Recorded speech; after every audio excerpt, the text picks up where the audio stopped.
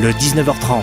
Maria Mallard. Bienvenue à la une de ce journal. Confusion pour les réfugiés ukrainiens dans l'accueil qui leur est réservé en Belgique. Ils peuvent obtenir un statut de protection temporaire, mais concrètement, beaucoup ne savent pas à quoi ils auront droit ou non. On verra cela dans un instant.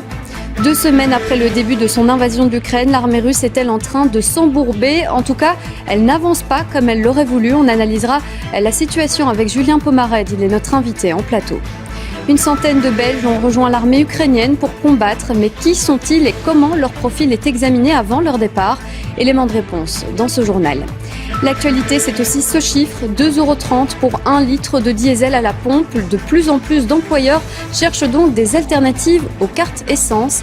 Elles sont devenues un très gros avantage en nature. Et puis on s'arrêtera sur ces lourdes dénonciations qui pèsent sur l'université catholique de Louvain. Elle aurait tenté de dissimuler des accusations d'attouchement sexuel de la part de l'un de ses professeurs.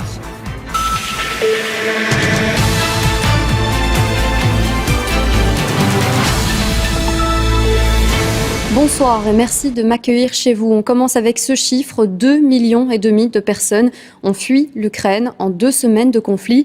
Un chiffre des Nations Unies, il s'agit du flux le plus rapide sur le continent européen depuis la Seconde Guerre mondiale. En Belgique, plus de 4 700 Ukrainiens ont été enregistrés par l'Office des étrangers. Mais pour obtenir la protection temporaire offerte par l'Union européenne, la procédure peut prendre plusieurs jours, voire plusieurs semaines. Et pour beaucoup, c'est encore la confusion.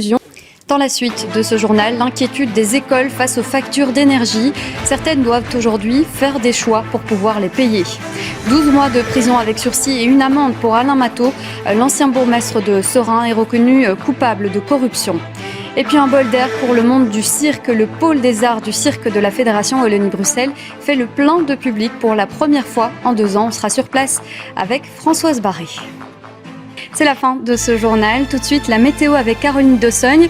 Ensuite, place à votre magazine C'est du Belge. Excellente soirée sur la Une. Moi, je vous dis à demain, 13h.